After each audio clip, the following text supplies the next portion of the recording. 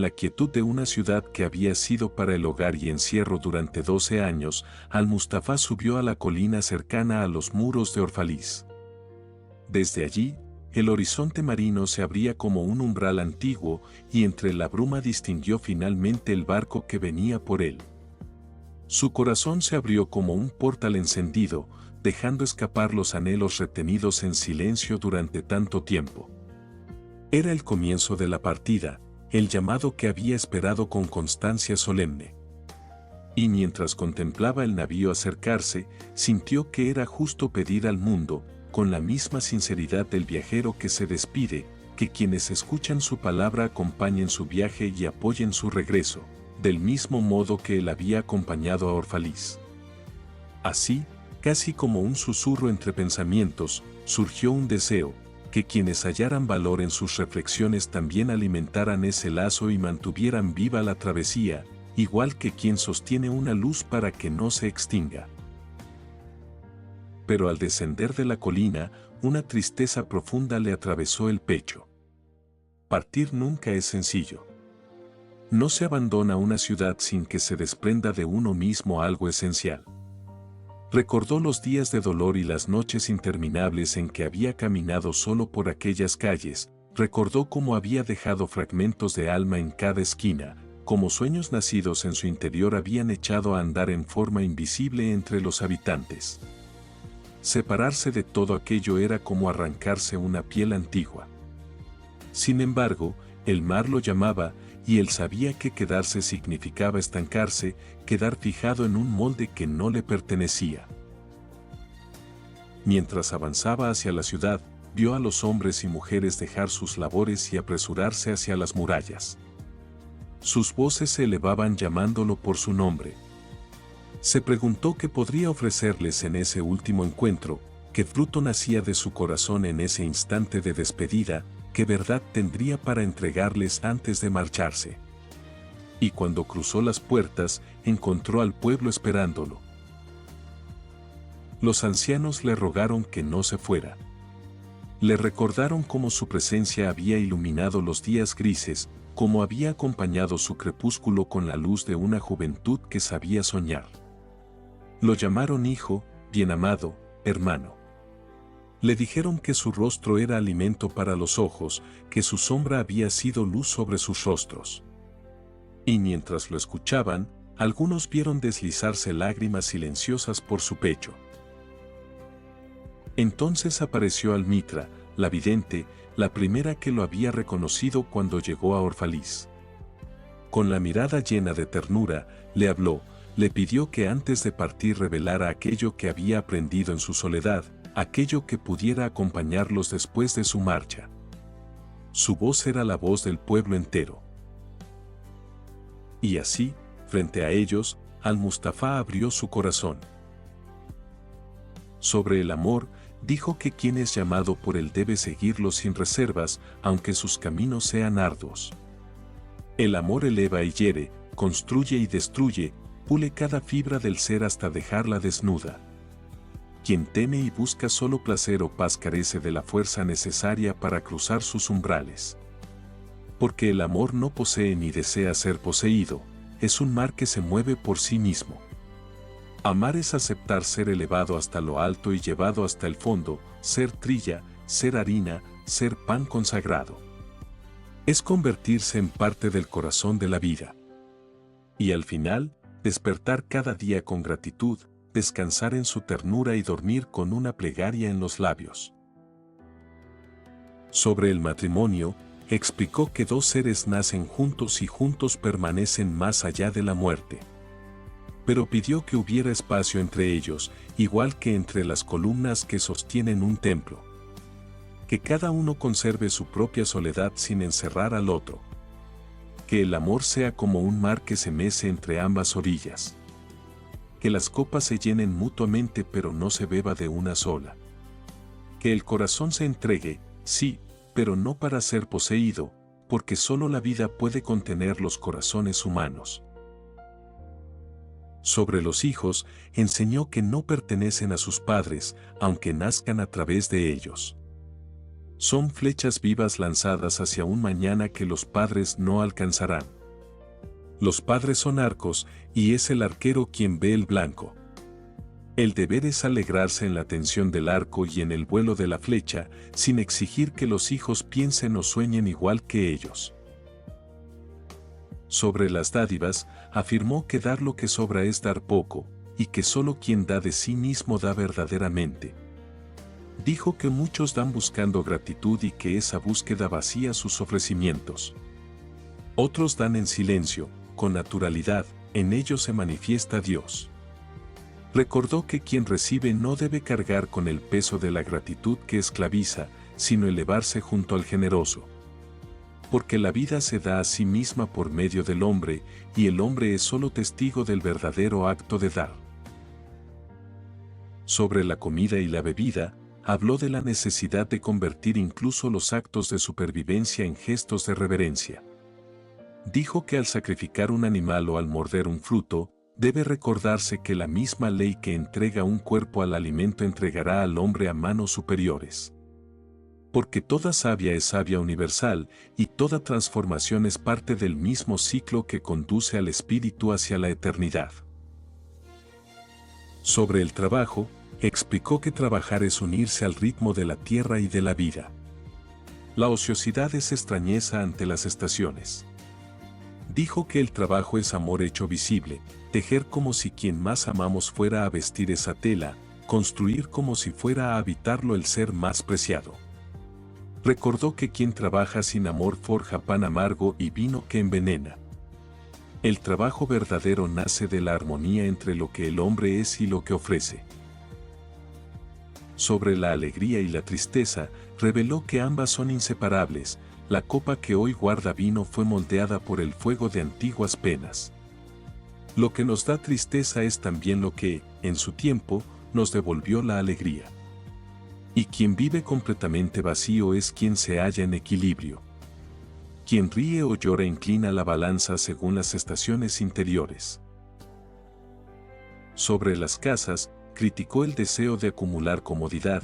Ese visitante que entra disimulado, se convierte en invitado y termina siendo amo. Dijo que el cuerpo es la morada verdadera, que crece bajo el sol, sueña en la noche y nunca deja de ser templo. Que las casas deben ser mástil y no ancla, protección y no cárcel, puerta hacia el cielo y no tumba que aprisiona aspiraciones. Sobre la vestimenta, explicó que las ropas esconden parte de la belleza pero no pueden ocultar lo que no es bello. Que el pudor no protege del impuro, y que la tierra goza al sentir los pies desnudos y el viento ansía jugar con los cabellos humanos. Sobre la compra y la venta, habló de la justicia necesaria en los intercambios. Dijo que la tierra da sus frutos sin exigir nada, pero que si el hombre comercia sin amor, crea desigualdad y hambre. Exhortó a honrar la balanza y la medida, a mantener fuera del mercado a quienes nada producen y a reconocer en músicos, poetas y artesanos la contribución espiritual que también alimenta al pueblo. Sobre el crimen y el castigo, enseñó algo que estremeció al pueblo, que el mal cometido por uno es responsabilidad de todos, que no se puede separar al justo del injusto porque ambos existen en cada ser humano. Dijo que quien cae lo hace porque alguien antes no apartó el obstáculo del camino. Que el asesinado comparte responsabilidad en su muerte, así como el robado en su robo, porque todos los actos existen dentro del tejido común. El juez debe examinar sus propias raíces antes de pronunciar castigo, pues en la tierra de la vida las raíces del bien y del mal están entrelazadas. Tras las palabras sobre el crimen y el castigo, el murmullo del pueblo vibraba como un viento reticente a aquietarse. Había en los rostros mezcla de inquietud y reconocimiento, como si cada quien hubiese visto una sombra propia revelarse al fin. Y antes de que aquella emoción se disipara, un maestro de Orfaliz, hombre acostumbrado a desentrañar misterios del espíritu, dio un paso adelante y pidió al profeta que hablara sobre las leyes. En su voz se percibía una leve impaciencia, propia de quien ha dedicado la vida a construir sistemas que quizá ahora, ante la presencia de un sabio, se revelan insuficientes. Al-Mustafá lo miró con serenidad. Dijo que aquellos que viven cerca del corazón de la vida necesitan pocas leyes, pues su guía surge de una comprensión interior que no busca recompensa ni teme castigo. Son aquellos que viven lejos de ese círculo luminoso quienes requieren reglas, porque la incertidumbre los atormenta y desean que una estructura externa los mantenga a salvo de sí mismos. Explicó que, si los humanos fueran a escribir leyes, deberían escribirlas con claridad y no convertirlas en redes para atrapar a unos mientras otros escapan por sus huecos. Y recordó que, aunque el hombre castigue a quien viola la ley, es la vida quien finalmente juzga, que ningún decreto humano puede abarcar la complejidad del alma. Entonces una mujer habló sobre los libres y los esclavos. Al-Mustafá respondió que solo puede llamarse libre aquel cuyo día no está consumido por el temor ni por la necesidad, aquel que puede permanecer en silencio sin sentir culpa y que no actúa buscando aprobación. Pero advirtió que muchos, aun proclamándose libres, llevan cadenas invisibles, el deseo de agradar, la vergüenza ante sus propias pasiones, la obediencia al juicio ajeno.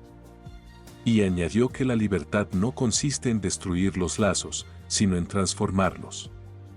Porque incluso quienes se rebelan pueden convertirse en esclavos de su propia rebeldía. Les recordó que en cada uno de ellos hay un juez al que sirven y un prisionero al que intentan domar. Y que solo la luz interior puede romper esa dualidad. Luego un anciano pidió que hablara sobre la razón y la pasión. El profeta afirmó que la razón y la pasión son como velas y velas hinchadas en un mismo barco. La una guía, la otra impulsa. Si se exagera la razón, se reduce el viaje a un cálculo sin destino, si la pasión domina, la barca puede volcarse en la tormenta. Al-Mustafá insistió en que ambas fuerzas deben vivir juntas, porque la razón es una casa donde la pasión puede descansar, y la pasión es un fuego que evita que la razón se paralice con el frío del análisis. Enseñó que, aunque la pasión hiere a veces, solo quien acepta ser herido conoce la profundidad del vivir. Los habitantes, conmovidos por la claridad de sus palabras, pidieron entonces que hablara sobre el dolor. Y Al-Mustafá pronunció una de las verdades que más resonó entre ellos, dijo que el dolor es la ruptura de una cáscara que encierra la comprensión. Que, igual que los huesos del fruto deben quebrarse para liberar su esencia, así el corazón humano debe fracturarse para expandirse. Que muchos buscan evitar el sufrimiento, pero es precisamente en él donde se halla la sabiduría que permite distinguir la noche del amanecer. Aseguró que el dolor no llega como castigo, sino como invitación a mirar dentro de uno mismo. Y que, si se enfrenta sin resistencia, revela su rostro más compasivo. Al escuchar esto, una mujer que cargaba un niño en brazos le pidió que hablara sobre la autocomprensión. Al-Mustafá explicó que nadie puede revelar más de lo que ya está en germen dentro de cada individuo. El maestro no puede dar su sabiduría, solo puede guiar hacia el umbral donde el discípulo descubre la suya. Dijo que el alma es como un jardín que florece en secreto, y que pretender comprenderse mediante la repetición de doctrinas ajenas es como intentar capturar al viento con las manos. Cada uno debe observar sus propios ciclos, y en ellos descubrir la armonía oculta. Vuestra alma, dijo, no vive en silencio por falta de palabras, sino porque espera que aprendáis a escuchar. Otro ciudadano lo interpeló acerca de la enseñanza. Entonces declaró que ningún hombre puede enseñar lo que no vive, y que el que repite doctrina sin experiencia entrega palabras vacías. Comparó a los verdaderos guías con los músicos que no solo conocen las notas, sino que escuchan el alma del instrumento. Recordó que enseñar es ofrecer un mapa hacia un territorio que el otro deberá caminar, nadie puede caminar por él. Y que la educación no consiste en llenar un vaso, sino en encender un fuego interior. Inmediatamente, un joven artesano pidió que hablara sobre la amistad. Y Al-Mustafá, con un brillo suave en los ojos, dijo que el amigo es la respuesta a las necesidades del alma. Es el campo donde se siembra sin esperar cosecha, el hogar donde se llega sin ser llamado. Insistió en que la amistad no exige, sino que acompaña, que no busca poseer, sino compartir. Que en la presencia del amigo se aflojan los nudos del espíritu y que, incluso en la separación, el recuerdo del amigo permanece como un faro silencioso. Y agregó que solo se puede ofrecer a un amigo aquello que nace con sinceridad, porque cualquier gesto calculado corrompe la raíz de ese vínculo. Cuando habló sobre la conversación, dijo que las palabras son sombras de las experiencias y que muchos hablan para evitar escuchar su propio silencio. Que una palabra pronunciada sin conciencia puede sembrar confusión, pero una palabra nacida de la verdad interior puede sanar heridas antiguas. Invitó a aprender a hablar desde la claridad, no desde la prisa de llenar espacios vacíos. Luego, uno de los poetas de la ciudad le rogó que mencionara el significado del tiempo. Al-Mustafá respondió que el tiempo es eterno y no puede dividirse en pasado y futuro, estos existen solo en la mente. Dijo que vivir atrapados en el recuerdo impide saborear la frescura del presente y vivir obsesionados con el porvenir conduce a la angustia. El tiempo verdadero es un círculo que se despliega, y cada instante contiene todo lo que el alma necesita. Recordó que el presente no es una salvación ni un sacrificio, sino la única morada donde el espíritu puede existir. Continuó entonces hablando sobre el bien y el mal. Explicó que el bien que reside en cada uno es la luz donde la sombra del mal encuentra descanso. Que nadie puede llamarse bueno si no ha visto las raíces de su sombra. Y que el mal no es otra cosa que hambre de luz, sed de plenitud. Añadió que quienes se glorifican de su bondad lo hacen por temor a reconocer su verdadera naturaleza. Describió que el bien y el mal no son dos entidades opuestas, sino dos rostros de un mismo anhelo humano. Surgió después entre la multitud la petición de hablar sobre la oración. Al-Mustafá dijo que no se debe orar pidiendo cosas, porque la vida conoce las necesidades antes incluso de que la boca las nombre. Que orar no consiste en pedir, sino en elevarse hacia la conciencia más amplia donde se experimenta la unidad. Que la oración es un canto del corazón, una apertura hacia lo infinito. Y enseñó que quien reza desde la angustia debe recordar que, aun en la oscuridad, una semilla permanece intacta esperando la primavera. Cuando mencionaron el deseo de que hablara sobre la religión, afirmó que cada persona sostiene dentro de sí un templo invisible. Que el templo construido con manos humanas es solo un reflejo, una invitación a mirar el templo interior. Dijo que la religión no debe ser una armadura ni una máscara, sino un puente hacia lo eterno. Recordó que Dios vive en los silencios más profundos, no en los clamores de los rituales vacíos. También le pidieron hablar sobre los ritos. Explicó que los ritos pueden ser hermosos y conservan su esencia, pero que se convierten en cadenas cuando se repiten sin comprensión.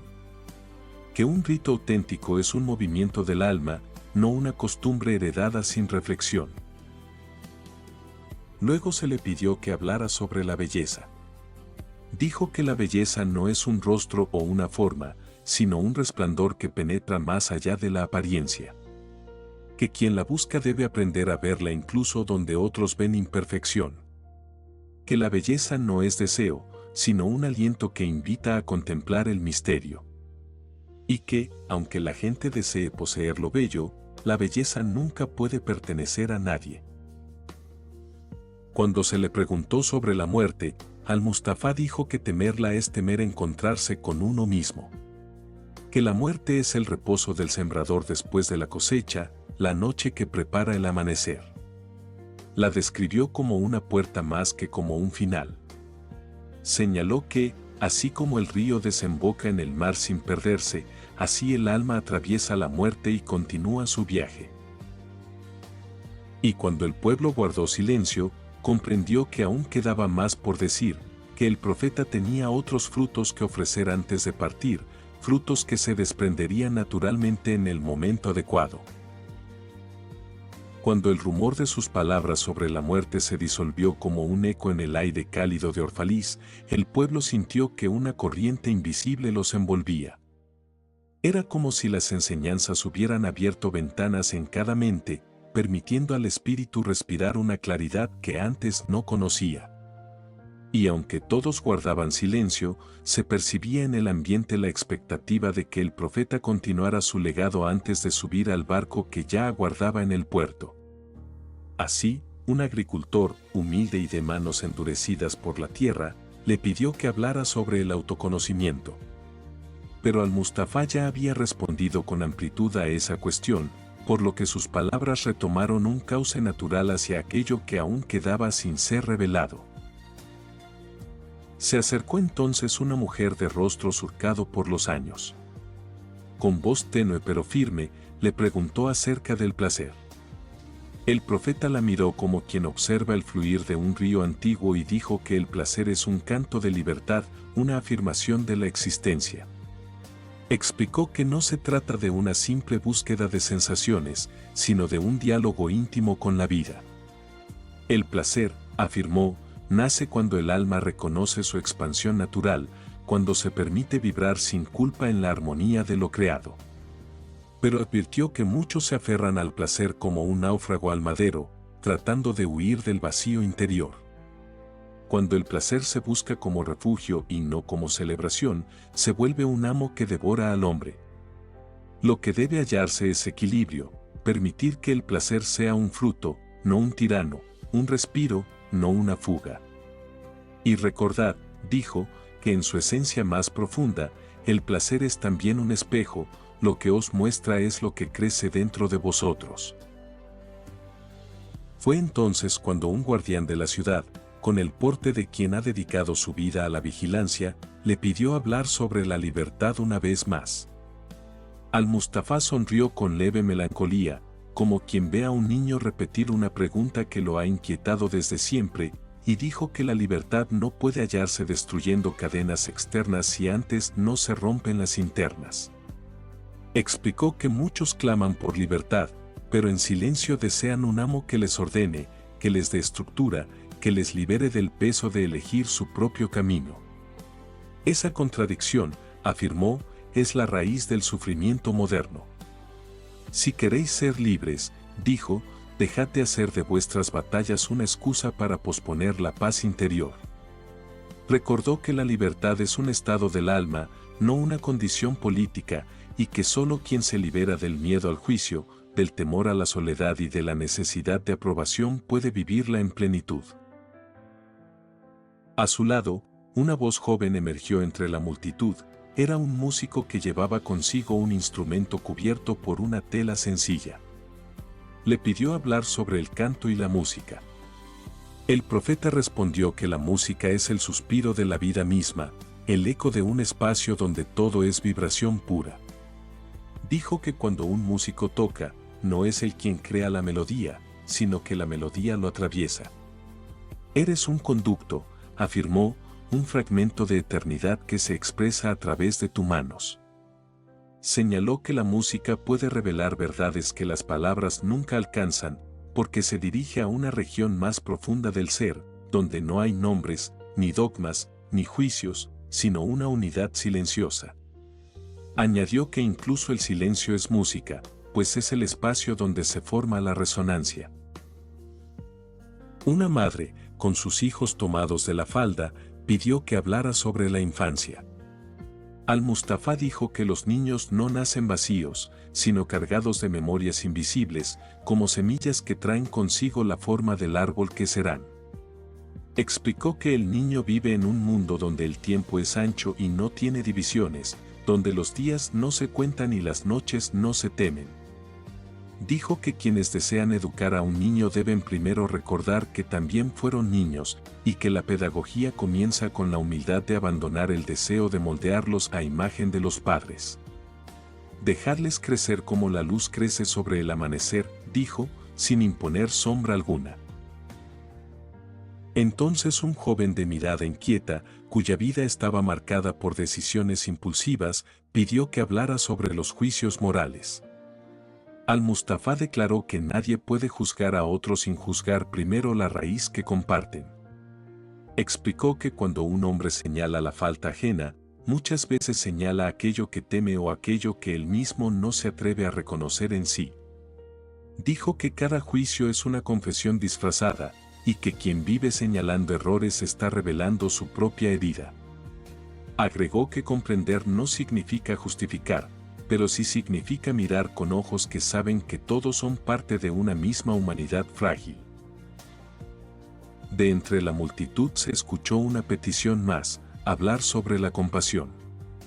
El profeta, con voz suave, dijo que la compasión es una flor que crece solo en el terreno del sufrimiento comprendido.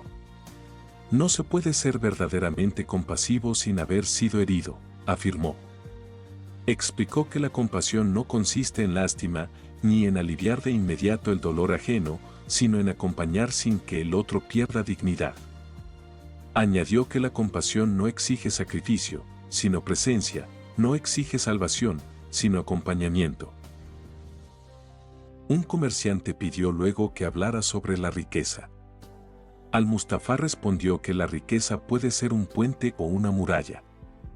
Dijo que el hombre que acumula sin conocer el propósito de lo que guarda termina poseído por sus posesiones. La riqueza auténtica, afirmó, es aquella que fluye, que no se estanca como agua encerrada. Enseñó que quien da con miedo empobrece incluso aquello que conserva, pero quien da con libertad multiplica aquello que parece perder. Y recordó que la abundancia no nace del tener, sino del saberse suficiente. Después se le pidió hablar sobre el comercio, más allá de lo dicho anteriormente. Explicó que el intercambio justo no solo es equilibrio material, sino también equilibrio de espíritu. Advirtió que cuando el comercio se aleja del corazón humano, la ciudad entera se desordena, porque el mercado no es un lugar de mercancías, sino de encuentros. Cada transacción, dijo, es un acto de confianza, y cuando esa confianza se pierde, la sociedad se fractura. Una mujer preguntó sobre el hogar. Al-Mustafa respondió que el hogar no es un edificio, sino un espacio donde el alma puede descansar. Dijo que muchos buscan un hogar como quien busca refugio, pero el hogar verdadero es aquel que permite crecer, no esconderse. Comparó el hogar con un faro que ilumina sin retener, que guía sin aprisionar. El hogar es la extensión del corazón, dijo, y no puede construirse con piedras si el corazón está hecho de temor. Entonces un poeta de espíritu profundo pidió que hablara sobre la soledad. El profeta dijo que la soledad no es ausencia, sino revelación. Explicó que en la soledad el ser humano se encuentra sin máscaras, sin roles, sin pretensiones. Allí, dijo, uno descubre no lo que quiere mostrar, sino lo que realmente es. Afirmó que quienes temen la soledad temen enfrentarse a su propia voz interior, pero que quien aprende a escucharla halla una libertad que ninguna compañía puede ofrecer ni quitar. Otro habitante preguntó sobre la plenitud. Al-Mustafa dijo que la plenitud no se alcanza conquistando metas, sino dejando de huir de uno mismo. Explicó que la plenitud es un estado de aceptación profunda, donde la lucha interior se transforma en alineación. No se trata de tener más luz, dijo, sino de dejar de temer a la luz que ya os habita. Luego le pidieron hablar sobre la fe. Él respondió que la fe no es creencia ni esperanza ciega, sino una percepción interior de que la vida sigue un orden invisible, aun cuando la mente no lo comprenda. Dijo que la fe es la confianza silenciosa en que el río llegará al mar, incluso cuando el cauce es tortuoso. Agregó que la fe auténtica no se impone ni se demuestra, simplemente existe, como una llama que no necesita del viento para arder. Y cuando el sol comenzó a inclinarse, tiñendo las murallas de Orfaliz con una luz dorada que anunciaba la despedida, el pueblo sintió que cada palabra del profeta tejía una despedida lenta y luminosa. Aunque él aún no había hablado sobre todas las cosas, ya se percibía que el final se acercaba y que sus últimas enseñanzas tendrían la fuerza de una semilla que espera siglos para germinar. El sol descendía lentamente hacia el horizonte cuando un anciano se adelantó con la reverencia de quien reconoce que el tiempo apremia. Sus manos temblaban no por debilidad, sino por el peso de una pregunta que había cargado durante casi toda su vida. «Háblanos del bienaventurado y del quebrantado», pidió. Al-Mustafá lo observó con la dulzura de un padre que reconoce en otro ser la misma búsqueda que alguna vez lo guió. Respondió que quien es bienaventurado no es aquel que vive sin dolor, sino aquel que ha aprendido a ver en cada herida un portal hacia una comprensión más vasta. Dijo que la dicha no es una recompensa ni el sufrimiento un castigo, ambos son caminos que llevan hacia los mismos valles interiores. El quebrantado es quien se aferra a su dolor como a una identidad, quien convierte su pena en muro para no ver el horizonte. El bienaventurado es quien permite que el dolor lo abra, lo expanda, lo vuelva más humano. Porque en realidad, dijo, todos sois a la vez quebrantados y bienaventurados. Y vuestro destino depende de cuál de esos dos rostros alimentáis. Un joven pescador, impresionado por esas palabras, levantó la voz. Quería saber sobre la alegría silenciosa, esa que se vive cuando nadie mira. Al-Mustafá explicó que existe una alegría que no necesita celebración ruidosa ni testigos. Una alegría que nace de la quietud y que no brota por un suceso externo, sino por el alineamiento entre la vida y el espíritu. Dijo que esa alegría es como una llama invisible que ilumina sin deslumbrar. Quien la encuentra ya no teme a la noche, porque lleva consigo una luz que ninguna sombra puede apagar. Y agregó que esa alegría silenciosa es, en verdad, un modo de reconocer que lo divino habita siempre en lo cotidiano. Después, una mujer de mirada cansada pidió que hablara sobre los sueños. Al-Mustafá contestó que el sueño es un puente entre el mundo visible y el invisible. Dijo que en los sueños el alma recuerda su origen, porque allí se libera del peso de la forma. Explicó que los sueños no deben interpretarse como augurios fijos, sino como mensajes que revelan una parte del alma que en la vigilia permanece velada. No desdeñéis vuestros sueños, dijo, pues en ellos os habla la parte más antigua de vosotros. Otro hombre se acercó para pedir que hablara sobre la esperanza. Al-Mustafá declaró que la esperanza es el suspiro del alma cuando el cuerpo se siente débil, es una cuerda que une el presente con el porvenir. Sin embargo, advirtió que la esperanza puede volverse engaño si se usa para posponer la acción o para evadir la responsabilidad del momento presente. La esperanza verdadera, afirmó, no es un deseo sino una confianza en el despliegue natural de la vida. La esperanza no mira hacia adelante, dijo, sino hacia adentro. Entonces le pidieron que hablara sobre el miedo. Al-Mustafá respondió que el miedo es una sombra proyectada por aquello que aún no se comprende. Dijo que los hombres temen perder lo que nunca ha sido realmente suyo, su cuerpo, su posición, su identidad. Dijo que el miedo es un guardián que protege las puertas del alma, y que quien decide atravesarlo descubre que el guardián se convierte en guía. Afirmó que la valentía no es ausencia de miedo, sino caminar a pesar de él. Una joven que había permanecido callada hasta entonces pidió que hablara sobre la ternura, esa sensación que se muestra a veces como vulnerabilidad. El profeta sonrió con profunda compasión y dijo que la ternura es la forma más sutil de fortaleza. Dijo que ser tierno no es ser débil, sino poseer un corazón tan vasto que no teme mostrarse sensible. La ternura, dijo, es la piel que cubre el alma cuando ésta está dispuesta a ser vista. Luego surgió la petición de hablar sobre la vejez. Al-Mustafá aseguró que la vejez no es un ocaso, sino un fuego lento que madura la mirada. Dijo que los ancianos no pierden la juventud, sino que la transforman en sabiduría. Explicó que cada arruga es un recuerdo de una batalla interior y cada cana un fragmento de luz que el tiempo ha dejado en la cabeza del hombre. La vejez, dijo, es la estación donde el alma cosecha lo que sembró en silencio. Un comerciante pidió entonces que hablara sobre la abundancia y la escasez. Al-Mustafa afirmó que ninguna de las dos existe realmente, porque ambas dependen de la percepción del alma. Dijo que el que vive temiendo perder nunca se siente pleno, por más que posea, y que quien vive agradecido jamás se siente pobre, por más que carezca. La abundancia auténtica es una vibración interior, no un número. La escasez es el ruido del miedo, no la ausencia de objetos.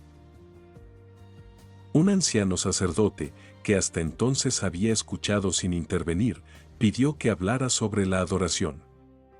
Al-Mustafa respondió que adorar no es postrarse ante un poder externo, sino reconocer la divinidad que habita en la vida misma. Dijo que la adoración es un acto silencioso que ocurre en el corazón, no en los templos. Que ningún gesto ritual puede sustituir el temblor que produce la verdadera presencia interior. Cuando adoréis, dijo, hacedlo desde la vida, no desde la obligación. Se acercó un artesano de manos fuertes, curioso por saber sobre la creación. El profeta explicó que crear es un acto sagrado, porque en la creación el hombre colabora con el infinito. Dijo que cada obra, por humilde que sea, es un reflejo del misterio. Cada vez que creáis, dijo, recordad que no inventáis, sino que descubrís. Tras esto, un hombre que había permanecido en silencio desde el inicio pidió que hablara sobre la libertad interior, distinta de la libertad frente a otros. Al-Mustafa explicó que la libertad interior es el estado en que el alma se reconoce suficiente y no se esclaviza con aspiraciones que no nacen de ella. Dijo que muchos viven atados a imágenes de sí mismos que les fueron heredadas por sus familias, sus pueblos, sus miedos. Y que liberarse consiste en romper esas máscaras con la luz de la verdad personal.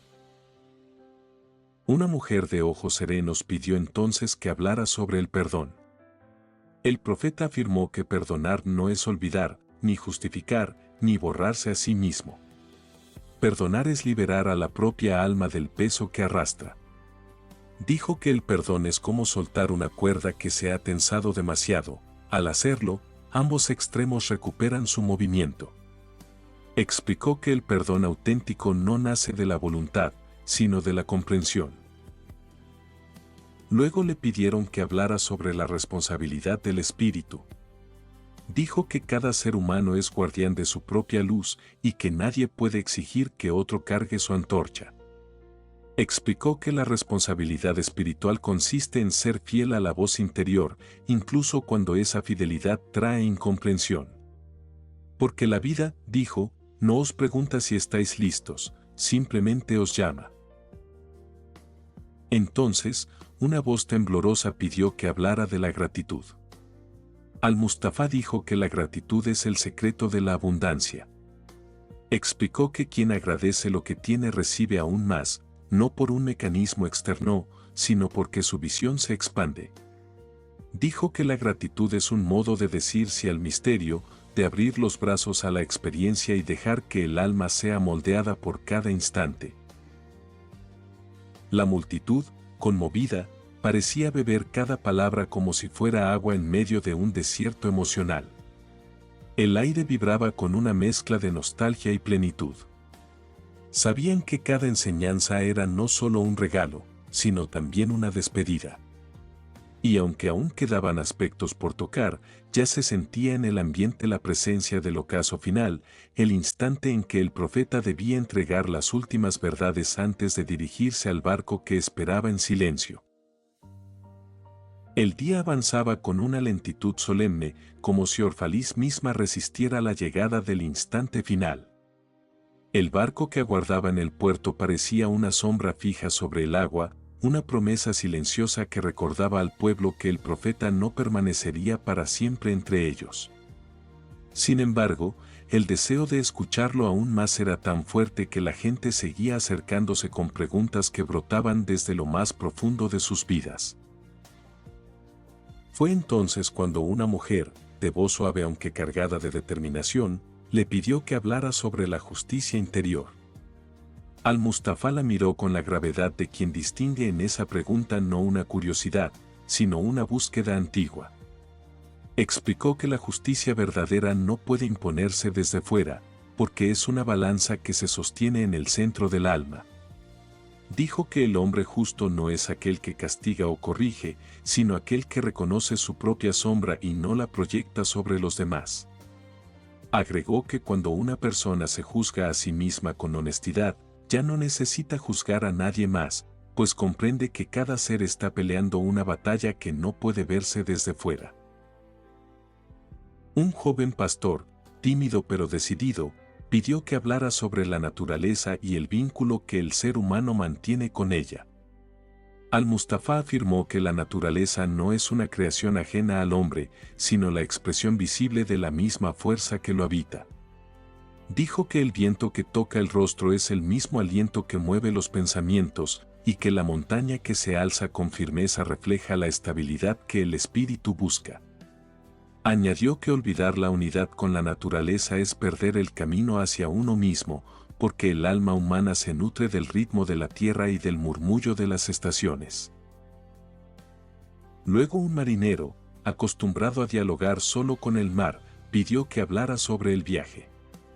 El profeta sonrió con un brillo de nostalgia, porque él mismo estaba a punto de emprender el mayor de sus viajes.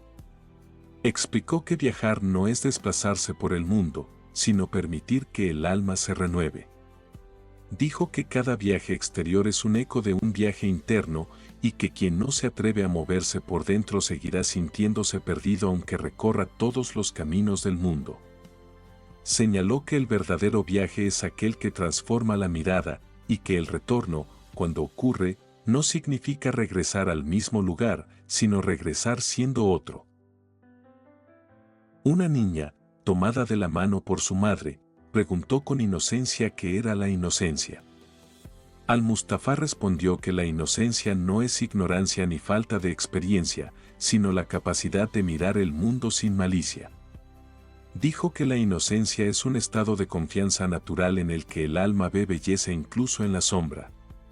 Explicó que la inocencia se pierde cuando el temor reemplaza a la confianza y el juicio reemplaza a la curiosidad.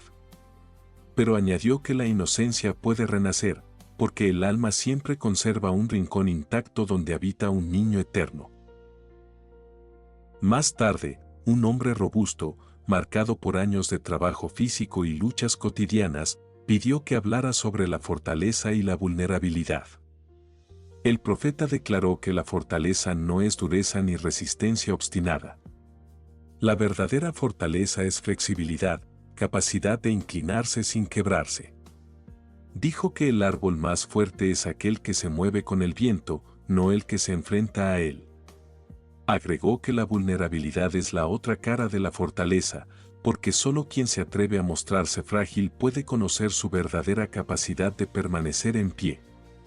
Un corazón invulnerable, dijo, es un corazón cerrado, uno vulnerable es un corazón vivo.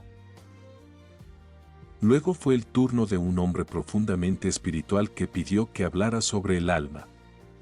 Al-Mustafá dijo que el alma es un peregrino eterno que se reviste de forma para poder aprender.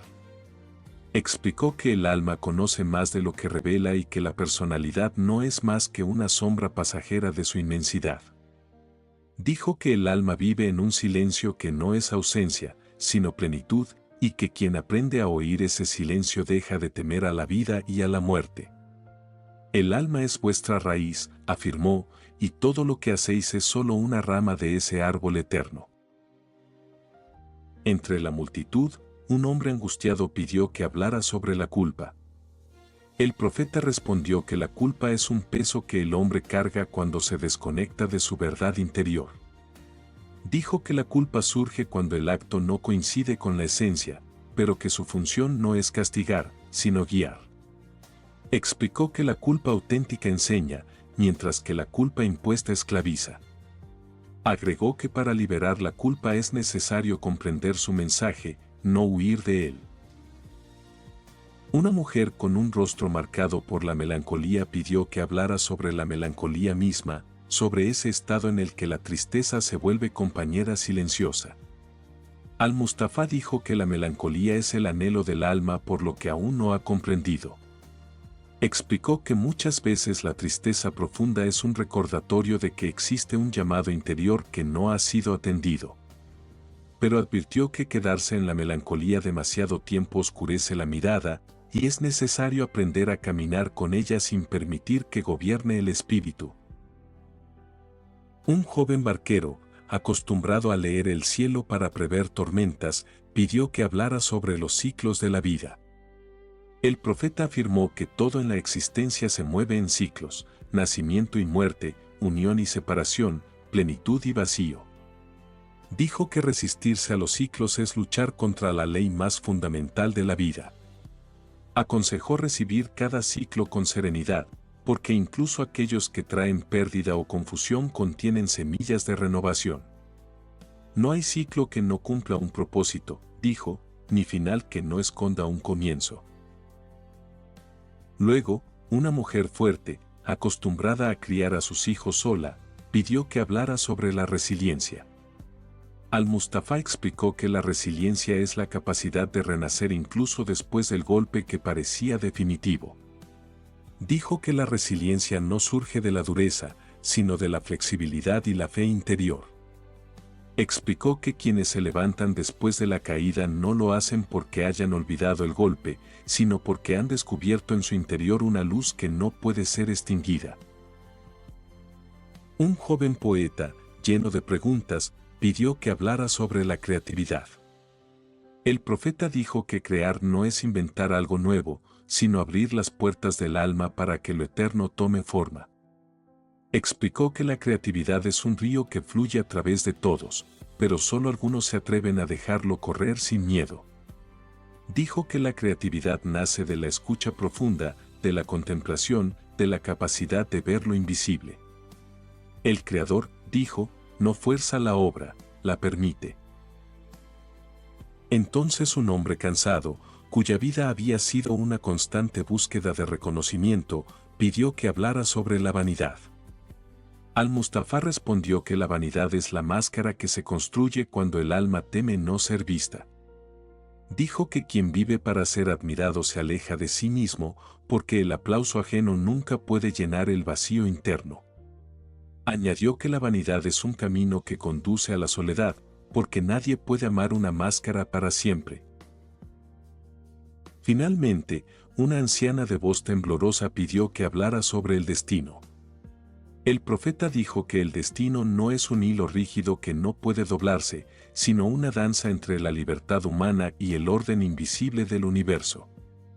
Explicó que cada ser viene al mundo con un propósito, pero ese propósito se va revelando solo a quienes viven con apertura. Dijo que el destino no es un punto fijo, sino un camino que se despliega con cada decisión, con cada acto de conciencia. El pueblo, profundamente conmovido, sintió que la sabiduría del profeta había tocado cada rincón de la vida humana. Sin embargo, sabían que aún quedaba su despedida, el momento en que sus últimas palabras cerrarían el círculo de sus enseñanzas. La luz del atardecer se volvió más dorada, tiñendo a Orfaliz de un resplandor casi sagrado. Todos aguardaban lo inevitable, pero ninguno estaba listo para dejarlo partir.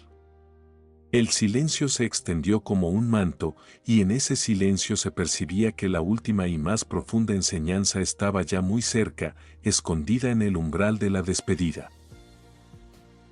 La luz del ocaso descendía con un peso casi sagrado sobre Orfaliz. El aire se había vuelto más denso, no por cansancio, sino porque las almas de quienes rodeaban al profeta retenían la hora final con la misma fuerza con la que alguien aprieta un objeto preciado para que no se le escape entre los dedos. El silencio era tan profundo que parecía que incluso las olas, allá en el puerto, contenían el aliento para no interrumpir aquel momento suspendido. Al-Mustafá observó los rostros que lo rodeaban, rostros que habían sido testigos de 12 años de silencios, de encuentros, de preguntas, de sombras y revelaciones. Se dio cuenta de que ya no quedaba nada más que decir sobre las cuestiones del mundo, todo lo esencial había sido entregado. Pero aún quedaba una enseñanza final, no acerca de un tema concreto, sino acerca de la propia despedida. Cuando alzó la voz, ésta no emergió con fuerza ni solemnidad, sino con la ternura de un adiós que sabe que no es un final. Dijo al pueblo que no lloraran su partida, porque en realidad él no se alejaba de ellos, la distancia que el mar establecería entre sus cuerpos no sería distancia para el espíritu. Explicó que lo que había compartido con ellos no eran palabras para ser recordadas, sino semillas sembradas en el interior, esperando el tiempo propicio para florecer. Mis palabras, dijo, serán olvidadas por algunos, recordadas por otros, pero la verdad que intentaron señalar permanecerá viva dentro de cada uno, porque no me pertenece a mí, sino a la vida misma. Muchos escucharon llorando. No lloraban por las enseñanzas, sino por el hombre, por la presencia cálida que había caminado entre ellos como un hermano silencioso. Él les rogó que no apretaran el corazón con tristeza, porque la tristeza excesiva es una puerta que se cierra desde adentro e impide que la luz entre. Se volvió entonces a Almitra, la vidente que había sido la primera en reconocerlo al llegar a la ciudad. Sus ojos se encontraron como si hubieran compartido un pacto antiguo. Ella, temblorosa, le pidió que no los dejara sin su espíritu. Él respondió que su espíritu permanecería en la memoria de las madrugadas, en el crujir de las hojas, en la risa de los niños y también en el dolor que acompaña a la vida. No puedo dejaros mi cuerpo, dijo, pero aquello que realmente soy no tiene forma ni edad, y ese no puede partir. Luego caminó entre la multitud y cada paso parecía un ritual.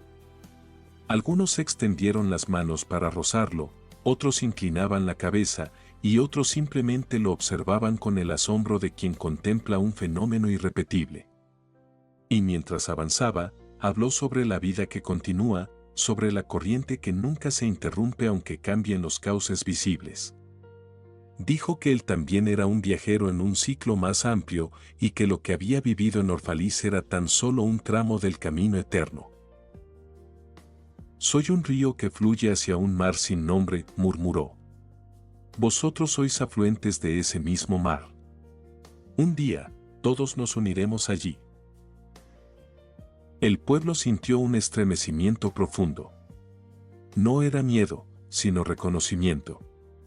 Era como si las palabras del profeta revelaran que las separaciones humanas son apenas ilusiones dibujadas sobre una unidad más grande. Cuando se acercó al borde de la ciudad, Al-Mustafá se detuvo una última vez y contempló los muros, las altas torres, las calles que había recorrido tantas veces en silencio. Les habló de su llegada a Orfaliz 12 años atrás, cuando su corazón era un nido de preguntas y su espíritu buscaba encontrar reposo. Dijo que había llegado como extranjero, pero que la ciudad lo había convertido en hijo, hermano, amigo. Si me he convertido en algo para vosotros, dijo, es porque vosotros también os habéis convertido en algo para mí. Una brisa ligera sopló desde el mar, como si el barco que lo esperaba hubiese enviado un gesto para apurarlo. El profeta lo sintió. Sabía que era el momento. Se volvió entonces hacia la multitud por última vez y pronunció palabras que vibraron como un cántico final. Las despedidas son solo para quienes aman con los ojos. Para quienes aman con el alma, no existe la separación. Entonces comenzó a caminar hacia el puerto.